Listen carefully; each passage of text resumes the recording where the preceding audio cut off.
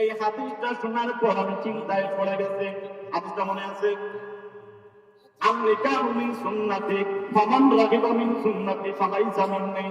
ও নবী, আপনি বলেছেন একটা সুন্নত যদি কেউ জেনে শুনে ছেড়ে দেয় তাহলে বড় আযাব হবে।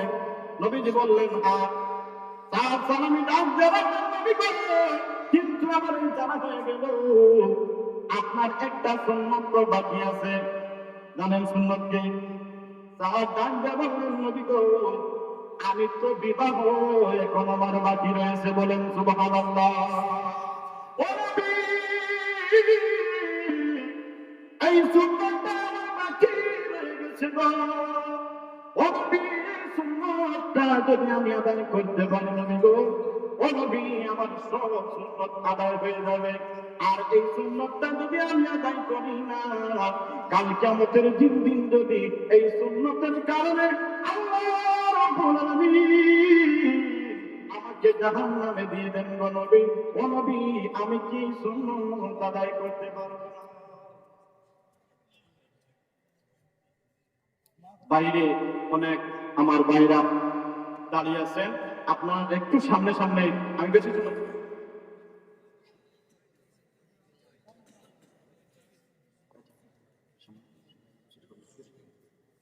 আপনারা এই সুন্নতটা আদায় করতে চান? জি। কার বিবাহ বাকি রয়েছে একটু আত্মীয় দেখা, কার বিবাহ বাকি রয়েছে? জি, ঠিক আছে, এই বছর আদায় করে ঠিক আছে। জি, সুন্নাত যদি নবীজি বলেছেন যার উপরে ফরজ হয়ে যাবে, সামর্থ্য থাকবে, আর ওই উম্মত যদি সুন্নাত আদায় না করে তার জন্য আদায়। তাহলে আমরা যাদের উপরে সামর্থ্য থাকবো, আমরা যাদের আর বিবাহ ফরজ হয়ে যাবে, সুন্নাত হয়ে যাবে, আমরা কি করবো? সঙ্গে সঙ্গে বিবাহটা করে ফেলবো। এই বিবাহের কারণে যদি আমরা যদি গুনাহগার হই তাহলে তার জন্য এই আদায়। বুঝতে পেরেছেন? জি। আমার এই সুন্নতটা বাকি আছে গো নবী, কিন্তু আমার বিবাহ করতে মন চায়। কি বলেছেন? বিবাহ করতে মন চায়। নবীজিকে ডাক দিয়ে বললেন নবী গো, কিন্তু আমার জন্য নয়, আমার ফুর্তির জন্য নয়, আপনার সুন্নতটা আদায় করার জন্য আমি বিবাহ করতে চাই। বলেন সুবহানাল্লাহ। নবীজি বললেন তুমি কেন বিবাহ করো? সাহাব বললেন নবী গো, আমার মুখের গঠন ভালো নয়, বডির গঠন ভালো নয়, রঙ কালো, ঘর নাই, বাড়ি নাই, এই জন্য আমাকে মানুষ তো বিবি দেয় না, আমি কি করব? নবীজি বললেন সাহাব রে, তুমি কি শাদী করবা? বলে হ্যাঁ, আমি শাদী করব। নবীজি বললেন সাহাব রে, আমি তোমাকে এমন বিবাহ দিব, তোমাকে এমন বিবাহ দিব, আমি মদিনা সবচেয়ে বড় ধনী, আর পুরো মদিনা একটা মেয়ে আছে, মানে মদিনার মধ্যে তারে ভুল ডাকেন। বলেন সুবহানাল্লাহ। আমি তার সঙ্গে তোমার বিবাহ দিব। বলেন সুবহানাল্লাহ। কে বলেছেন? বলেছেন কে? নবীজি বলেছেন। হযরত সাদ রাদিয়াল্লাহু তাআলা আনহু খুশি হয়ে গেলেন। সাদ ডাক দিয়ে বললেন নবী গো, ও নবী, আপনি একটু বলেন না কার মেয়ে? নবীজি ডাক দিয়ে বলেন সাহাব রে, মদিনার মধ্যে আমার নতুন একজন সাহাবী হয়েছেন, তার একটা মাত্র মেয়ে, ওই মেয়েটার নাম হলো নূরে মদিনা, আমি তার সঙ্গে তোমার বিবাহ দেব। বলেন সুবহানাল্লাহ। অবন্ধন নামায় সব করে বলছি, নবীজি তার চিঠি দিলেন, দিয়ে বললেন যাও তুমি এই চিঠি নিয়ে তুমি আমার সাহাবীর হাতে দিও, দিয়ে বলবা তোমার সঙ্গে তার মেয়ের যেন বিবাহ দিয়ে দে। হযরতে সাদ চলে গেলেন, গিয়ে আমার সাহাবীর হাতে চিঠিটা দিলেন, দিয়ে বললেন ও আল্লাহর নবীর সাহাবী, চিঠিটা নেন। চিঠিটা পড়লেন, পড়ার পর বললেন তোমাকে কে পাঠিয়েছে? হযরতে সাদ বললেন আমাকে নবীজি পাঠিয়েছেন। বলেন সুবহানাল্লাহ। আরে তোমাকে নবীজি কেন পাঠিয়েছেন? বলে বিবাহ করার জন্য। বলেন সুবহানাল্লাহ। আমি আপনার মেয়েকে বিবাহ করব, নবীজি বলেছেন। ওই সাহাবী এমন গুসা হয়ে গেলেন, বললেন না না, আমি নবীজির এই কথা আমি মানতে পারবো না। গুসায় লাভ হয়ে গেছেন। আর এই যে ভুলে মদিনা ঘর থেকে শুনতেছেন, ও বন্ধুগণ একটু খেয়াল করেন, যে মানুষটা ঘর নাই বাড়ি নাই, পেটে খাটো মানুষ, ঘর গঠন ঠিক নাই, চোখ মোটা নাচছে চেপটা, কান মোটা মোটা, এমন ঘর গঠনওয়ালা একজন সাহাবীর কথা ওই মহিলা শুনতেছেন, ঘুরে মদিনা শুনতেছেন। ওই সাহাবী মনের মধ্যে কষ্ট নিয়ে বাড়ি থেকে বের হয়ে যাচ্ছেন। ওই মহিলার জামানার বাবা, আমি দেখলাম একজন মানুষ অনেক খুশি মনে আপনার কাছে চলে আসলো, আর আবার দেখি আপনি রাগান্বিত হয়ে গেলেন, আর ওই ছেলেটা কান্না করে করে বাড়ি থেকে বের হয়ে যাচ্ছে, ব্যাপারটা কি? ওই সাহাবীরা ওই সাহাবী নবীজির সাহাবী, ঘর নাই বাড়ি নাই, মুখের ডাস ঠিক নয়, শরীরের ঘর গঠন ঠিক নয়, নবীজি পাঠিয়েছেন তার কাছে তোমার বিবাহ দেওয়ার জন্য। মারে আমি এটা মেনে নিতে পারলাম না, এটা মেনে নিতে পারলাম না। ওই মহিলা ডাক দেওয়ার নয়, মেয়েটা ডাক দেওয়ার না, বাবা ও আব্বা, আমার বিবাহের জন্য নবীজি জামাই পাঠিয়েছে। নবীজি 8 দিন পর্যন্ত কোন মহিলার জন্য জামাই পাঠান না গো বাবা। আব্বা গো, ও আব্বা, নবীজি এবার হয়ে গেছেন, আর আপনি বিবাহের মধ্যে রাজি হইলেন না। আব্বা গো, মদিনার নবী যদি তোমার উপরে বেজার হয়ে যান, আমার উপরে বেজার হয়ে যান গো আব্বা। আব্বা গো, আমি আমার এই সৌন্দর্য দেখি কি করবো, আমার এই দম দেখি করবো, তোমার এই দম দেখি করবো গো আব্বা।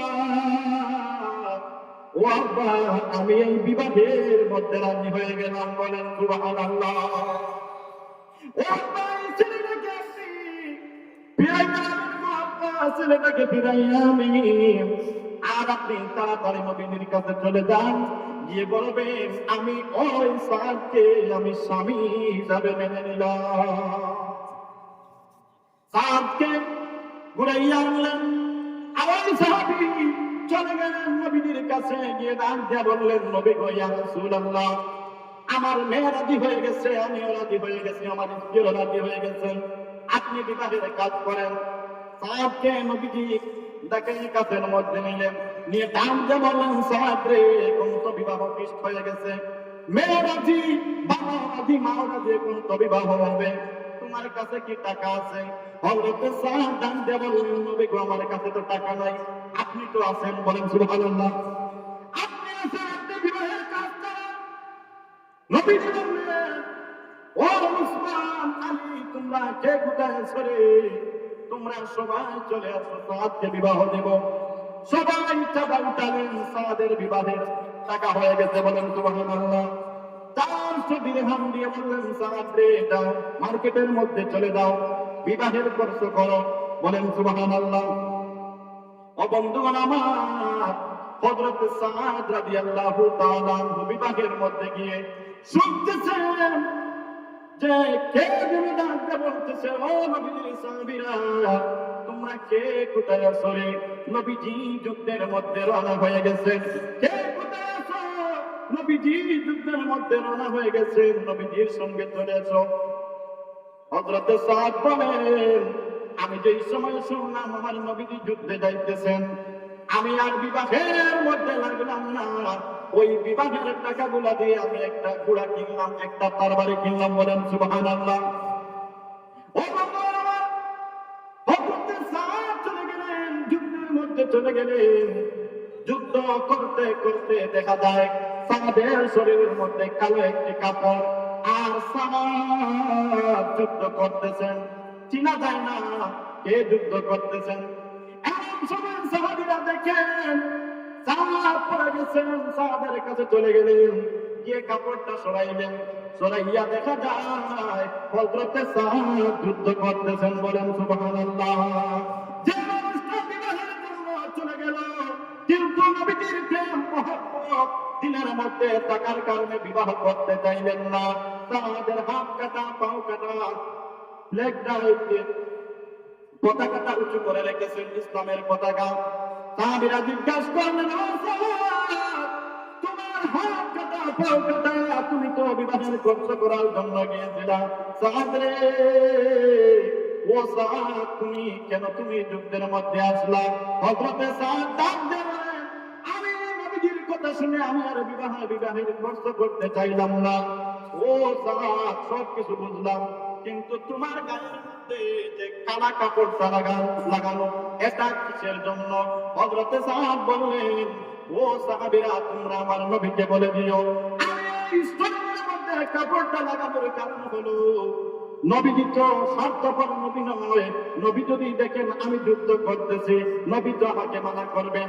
নবীজি আমাকে চিনেন না বলার জন্য আমি শরীরের মধ্যে এই কাপড়টা লাগিয়েছি। বলেন সুবহানাল্লাহ। শহীদ হয়ে গেলেন। বন্ধুগণ আমার, সাহাদের জানাজার নামাজ পড়ার জন্য সাহাবীরা কাতারবদ্ধ হয়ে গেছেন। দেখেন নবীজি উঁকি মেরে মেরে হাঁটতেছেন। বলেন সুবহানাল্লাহ। সাহাবীরা জিজ্ঞাসা করলেন, নবী গো, ও নবী আপনি কেন উঁকি মেরে মেরে হাঁটতেছেন? নবীজি ডাকতে বলতেছেন, সাহাবীরা রে, ও সাহাবীরা, আমার সাহাদের উপরে যে সাহাব বিবাহের আগে যুদ্ধে গিয়ে শহীদ হয়ে গেল, তার জানাজার মধ্যে আল্লাহ রাব্বুল আলামিন এত ফেরেশতা পাঠিয়েছেন। ওই ফেরেশতাদের কারণে আমি নবী ভালোভাবে পাল্টা লাগাইতে পারি না। বলেন সুবহানাল্লাহ।